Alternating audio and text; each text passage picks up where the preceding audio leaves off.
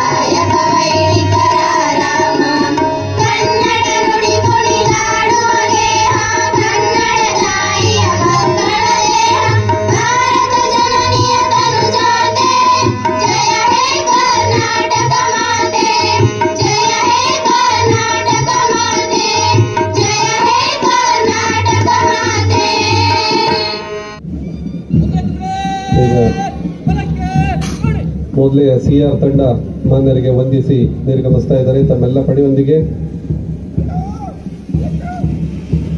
D R Kalaburagi ಪಡೆಯು ಕವಾಯತನ್ನು ಬಹು ಆಕರ್ಷಕವಾಗಿ ಪೂರೈಸಿ ಮನ್ನರಿಗೆ ವಂದನೆಯನ್ನು ಸಲ್ಲಿಸಿ ಮುಂದೆ ಸಾಗ್ತಾ ಇದೆ.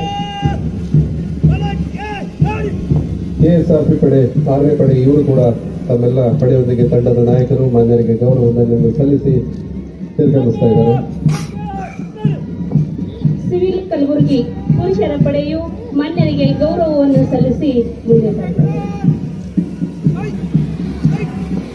ಸಿವಿಲ್ ಕಲಬುರಗಿ ಜಿಲ್ಲೆಯ ಪಡೆಯ ಮುಖ್ಯಸ್ಥರು ಕೂಡ ತಮ್ಮೆಲ್ಲ ಪಡೆಯೊಂದಿಗೆ ಮಾನ್ಯರಿಗೆ ವಂದನೆಯನ್ನು ಸಲ್ಲಿಸಿ ನಿರ್ಗಮಿಸ್ತಾ ಇದ್ದಾರೆ.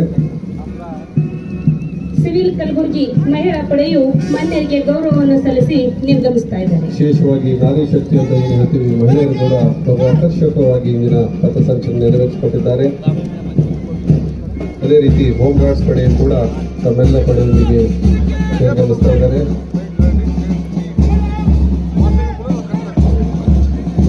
ಅಗ್ನಿಶಾಮಕ ಮತ್ತು ಸೇವೆಗಳ ಪಡೆಯು ಮಾನ್ಯರಿಗೆ ಗೌರವವನ್ನು ಸಲ್ಲಿಸಿ ನಿರ್ಗಮಿಸುತ್ತಿದ್ದಾರೆ. ಅರಣ್ಯ ಇಲಾಖೆ ಪಡೆಯ ತಂಡದ ನಾಯಕರು ಕೂಡ ತಮ್ಮೆಲ್ಲ ಪಡೆಯೊಂದಿಗೆ ಮಾನ್ಯರಿಗೆ ಒಂದು ಗೌರವವನ್ನು ಸಲ್ಲಿಸಿ ನಿರ್ಗಮಿಸ್ತಾ ಇದ್ದಾರೆ. ಬೋಸ್ ಮಿಲಿಟರಿ ಶಾಲೆ ಪಡೆಯು ಮಾನ್ಯರಿಗೆ ಗೌರವವನ್ನು ಸಲ್ಲಿಸಿ ನಿರ್ಗಮಿಸ್ತಾ ಇದ್ದಾರೆ.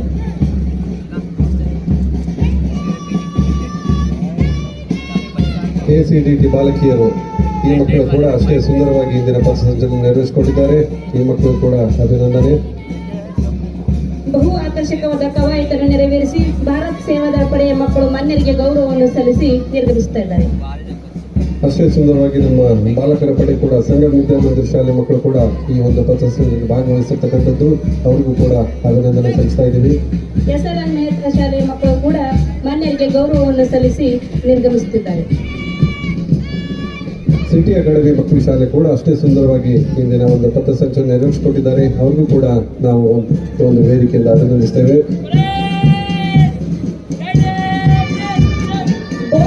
ಶಾಲೆಯ ಪಡೆಯು ಶಿಸ್ತಿನ ಸಿಪಾಯಿಯಂತೆ ಮಾನ್ಯರಿಗೆ ಗೌರವವನ್ನು ಸಲ್ಲಿಸಿ ನಿರ್ಗಮಿಸ್ತಾ ಇದೆ. ಅಷ್ಟೇ ಸುಂದರವಾಗಿ ಪೊಲೀಸ್ ವಾದವನ್ನು ಕೂಡ ಹಿಮ್ಮೇಳದಲ್ಲಿ ಈ ಎಲ್ಲ ಪೊಲೀಸ್ ತಮ್ಮ ತಂಡವನ್ನು ನಾವೆಲ್ಲ ಪಡೆಗಳಿಗೆ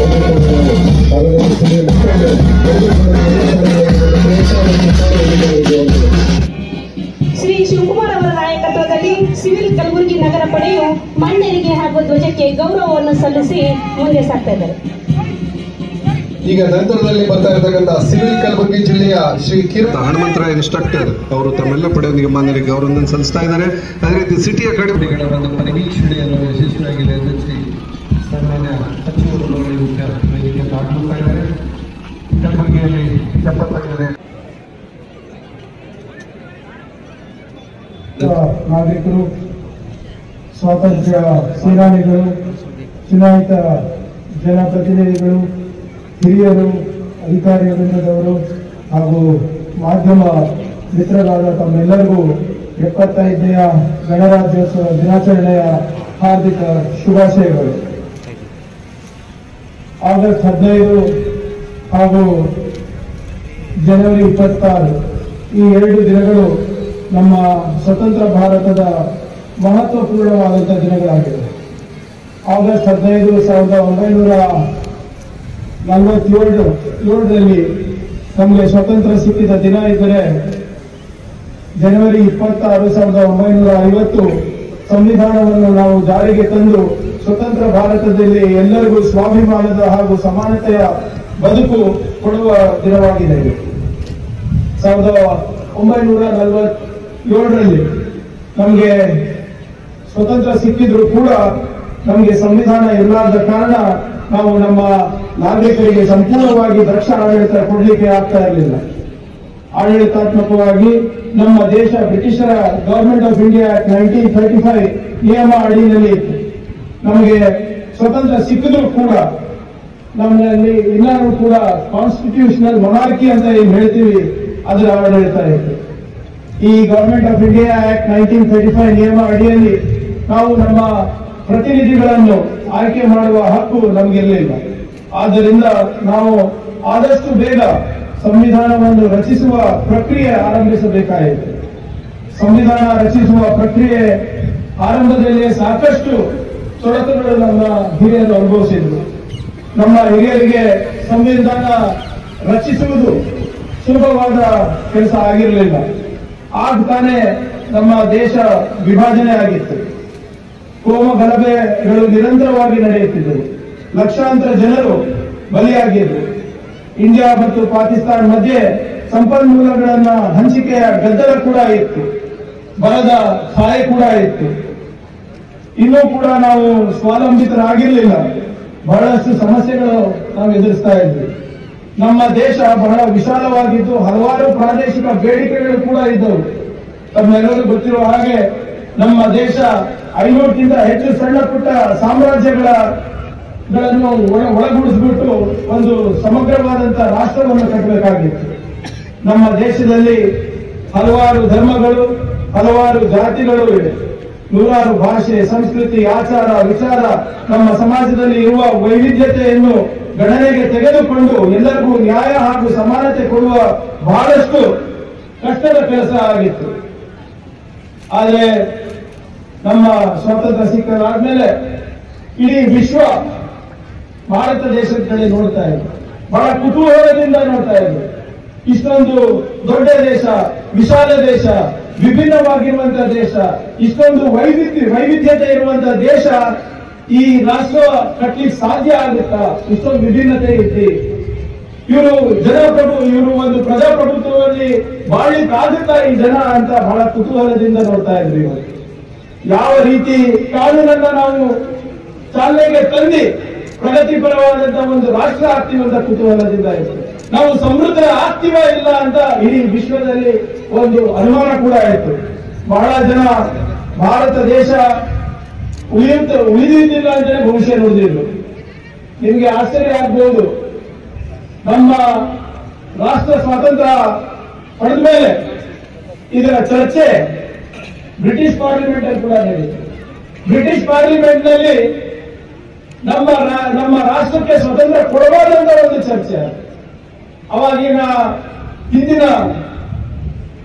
ಬ್ರಿಟಿಷ್ ಪ್ರಧಾನಮಂತ್ರಿ ಆದಂತಹ ವಿನ್ಸ್ಟನ್ ಚರ್ಚಿಲ್ ಅವರು ಬ್ರಿಟಿಷ್ ಪಾರ್ಲಿಮೆಂಟ್ ನಲ್ಲಿ ಘಂಟಾಘೋಷವಾಗಿ ಹೇಳ್ತಾರೆ, ಈ ದೇಶಕ್ಕೆ ನಾವು ಸ್ವಾತಂತ್ರ್ಯ ಕೊಡಬಾರದು, ಏನಾದ್ರೂ ಕೊಟ್ರೆ ಇವರಲ್ಲಿರುವ ಜಾತಿ ಧರ್ಮ ವಿಭಿನ್ನತೆ ಏನ್ ವಿಶಿಷ್ಟತೆಗಳಿವೆ ಅವೆಲ್ಲ ಬೇರೆ ಬೇರೆಯಾಗಿರುತ್ತೆ, ಅವರು ಒಂದಾಗಿ ಬಾಳ್ಲಿಕ್ಕೆ ಸಾಧ್ಯ ಆಗಲ್ಲ, ಇಂಥ ರಾಷ್ಟ್ರಕ್ಕೆ ನಾವು ಸ್ವತಂತ್ರ ಕೊಡಬಾರದು ಅಂತ ಬ್ರಿಟಿಷ್ ಪಾರ್ಲಿಮೆಂಟ್ ನಲ್ಲಿ ಅಭಿಪ್ರಾಯ ಪಡ್ತಾರೆ.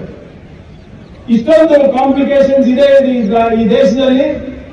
ಈ ದೇಶ ಬಹುಶಃ ಇನ್ನೇನು ಒಂದು 5-10 ವರ್ಷದಲ್ಲಿ ಮತ್ತೊಮ್ಮೆ ಅರಾಜಕತೆಗೆ ಇಳಿಯುತ್ತೆ ಅಂತ ಕೂಡ ಚರ್ಚೆ ಮಾಡ್ತಾರೆ. ಒಂದು ಅದ್ಭುತವಾದಂತಹ ವಿಷಯ ಏನಪ್ಪಾ ಅಂದ್ರೆ, 2ನೇ ವಿಶ್ವ ಯುದ್ಧ ಆದ ನಂತರ 35 ರಾಷ್ಟ್ರಗಳಿಗೆ ಸ್ವತಂತ್ರ ಸಿಕ್ತು.